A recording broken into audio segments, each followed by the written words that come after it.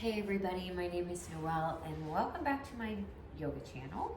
So today's practice, we are going to do Eka Bhuja Swastiyasana 2.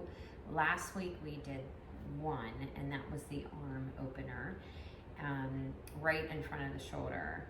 And also along with just the shoulder stretches, it comes in the rib cage too, so really pay attention on how your spine is aligned and how the front of the ribs are moving as opposed to the back of the ribs. So you really want that three-dimensional feel. So really align your thought within your body. So the pose itself is not so deep versus how you're breathing. You really want that samavriti breathing, that equal breathing, inhales and exhales, to match how the pose is looking on the outside. Okay, so I have a wire on the back and trying, hopefully everything is coming through and you can hear me,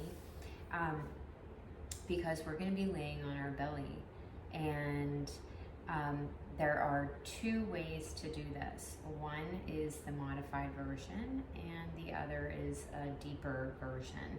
Now, just because it's deeper doesn't mean that it's doing more than the modified version. And then there's plenty of ways to deepen the pose once you get to the deeper variation. So don't be fooled by the word deep. Don't think that it's your body is not deep. Again, just be okay with where you are in your practice, always. Okay. All right. So we're gonna do the Eka Bhuja Swastiyasana 2. I know that is a mouthful. So we're gonna lay on our belly, and you're gonna take.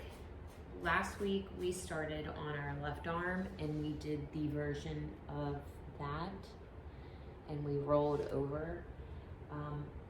I don't think I did a key word. The key word to this pose is really to keep your neck in line with your spine. So on that version, you do not lay your head down. You do not. There's some people may have chronic issues. Rest your neck, but really try to stay strong in your shoulder, right? So you're using the neck strength to, that sounded backwards, but you're using the neck strength to open the shoulder.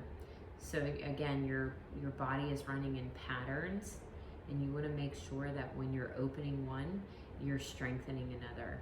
And that pose is strengthening the neck. So therefore, in this pose that I'm going to show you on the Eka Bhuja 2, you're making sure that you're really releasing all that neck strength to bring it in your shoulders, to round your shoulders and push the weight down. So anyways, all right, I'm just going to get into it so you have an idea of what I'm talking about. And you can watch these videos over and over again. It's still confusing, so sorry. Okay, so we're gonna take our left arm underneath us and it's gonna go across our chest.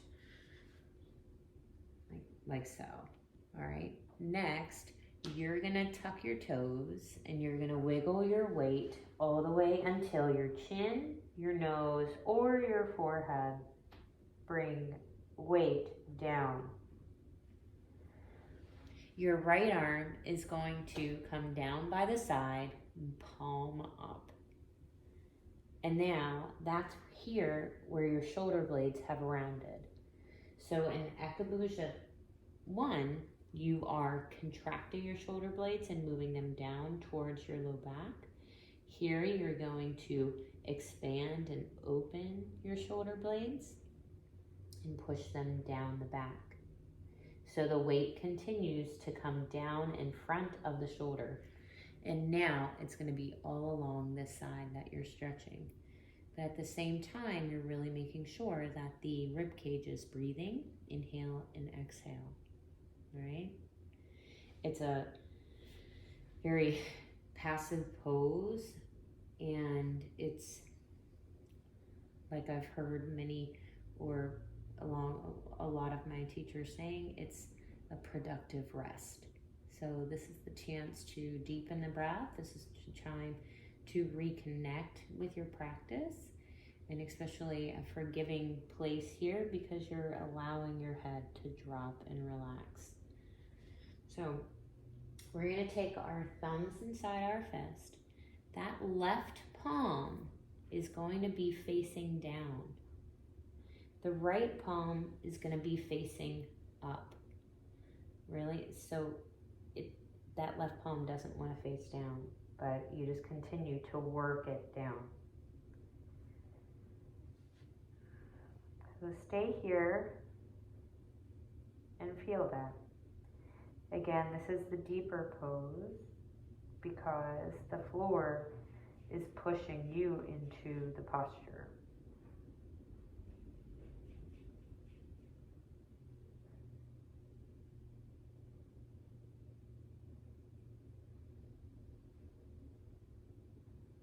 So breathe,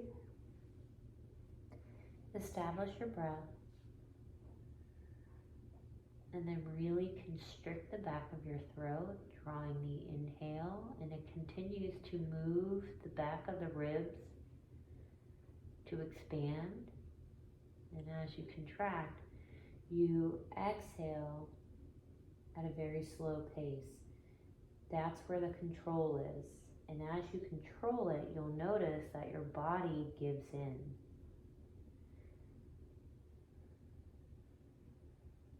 So let's do 3 breaths. If you'd like to deepen the pose, you can always bring your left leg out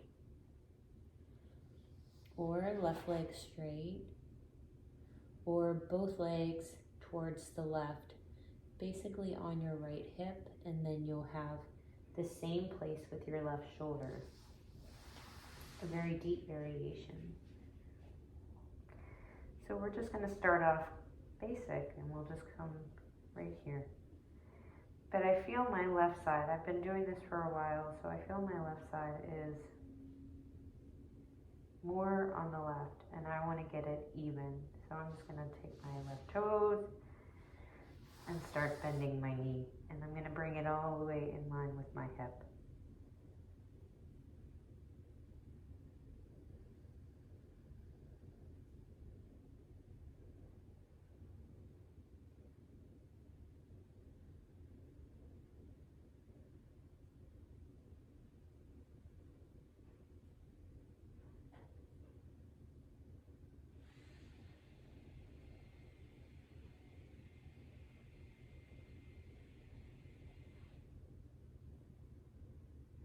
Do one more breath, inhaling.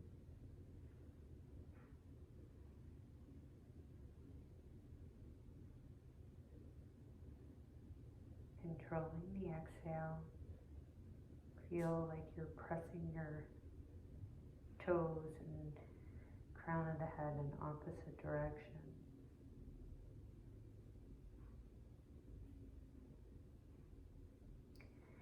And then slowly release.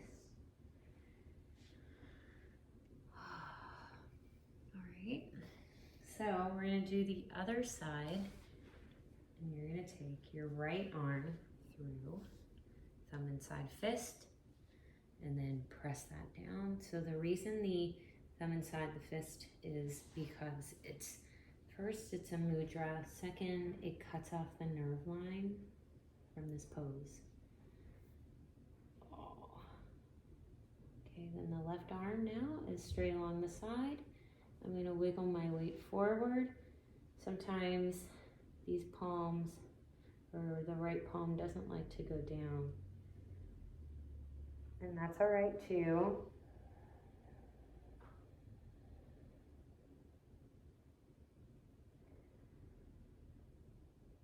And then see where your pose is first before going to find different places.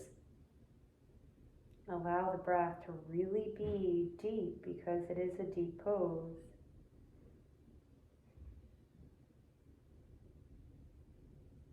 If your body feels crooked, again, you just work your right knee in line with your hip. Don't forget to tuck those toes and pushing your body forward, bringing the weight on top of that arm.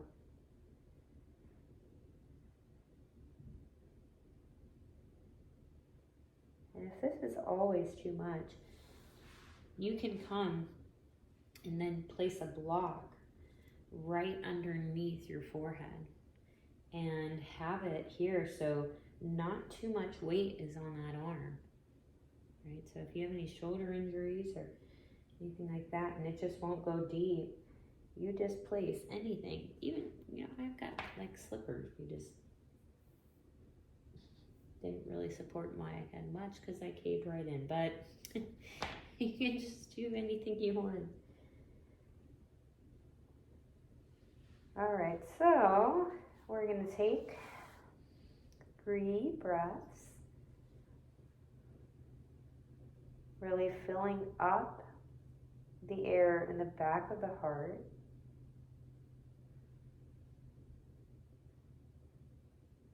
And as you fill up the air, you're really expanding your body and pressing it in all 4 corners of your mat, feeling like everything's expanding. Doing that, as you exhale, you're pulling everything back in. Your rib cage is moving in.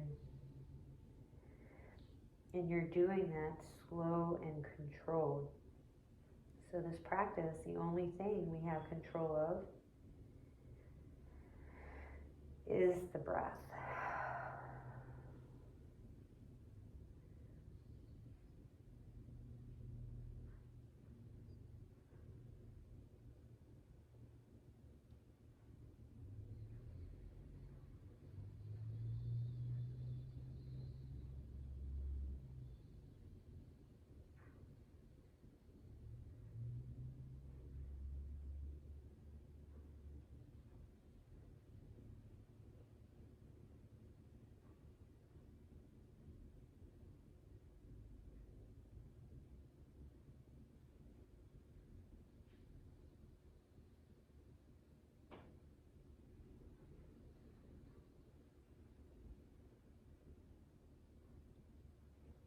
And as you finish, and remember, always carefully come out of the pose the same way you got in, very carefully. All right, and I'm just gonna do a little mini cobra. Squeeze those elbows in, squeeze the glutes, open the chest, push the shoulder blades down as you pull the lowest ribs in, so that way you're strong in the back, and the core is definitely strong, and it's not going to dump in weight into that low back. All right, so now we're gonna do the modified version. And we're going to sit. Very quickly, modified version. You're gonna draw your left arm across your body. As you draw your left arm across your body, you pull your belly in so your body weight doesn't twist or maybe go over to one side. So you're just drawing the left arm across the body, and then your elbow and down is where you grab your arm with your other forearm, like that. That's what you're gonna do. Your thumbs are inside your fist. Now, this left hand is gonna face the ground. That means it's going away from you, and you're gonna pull in. As you pull in, the shoulders may creep up. You pull them down the back and you pull the belly in, that 1% effort to hold the spine nice and tall.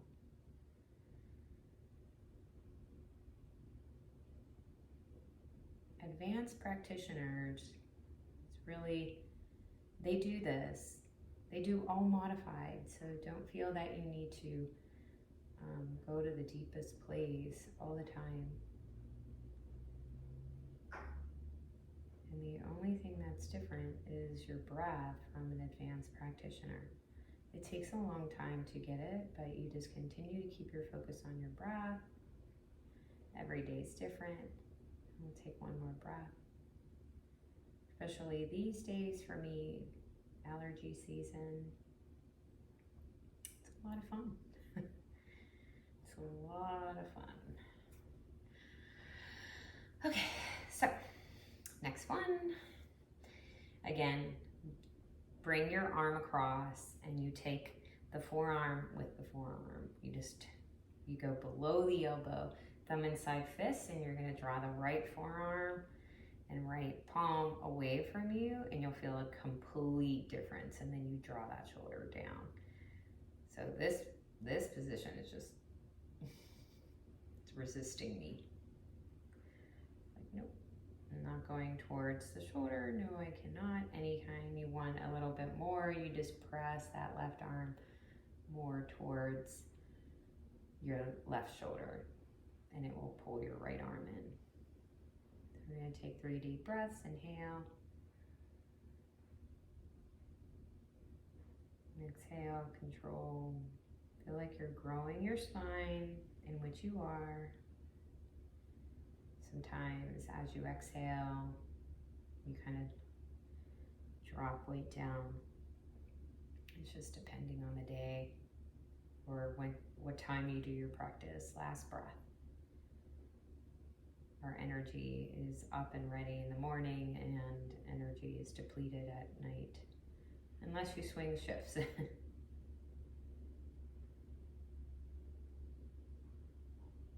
Hear that sound of the Ujjayi breathing. Control the exhale. Shoulder blades moving down the back. Great. All right.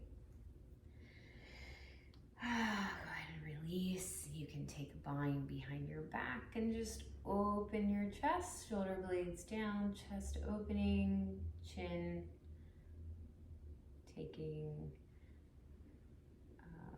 a place towards the ceiling if that feels okay, but just watch the back of the neck. You want it nice and long as well. All right. Thank you. All right. Well, thank you so much. And please press the like button, subscribe, and stay tuned for more shoulder stretches. Again, I will send the link to the Eka Bhuja Swastiyasana 1 in this, because this was the counterpose, and it's great to do those 2 together. So, and again, if you have allergies like I do, it's great to put peppermint so you can breathe. That would be great. And that helps your Ujjayi breathing. It can be very frustrating when you don't have your breath in your practice. You can't feel like anything inside. So, all right. Well, thank you so much. And I will see you next class. I will see you on your mat. Thanks.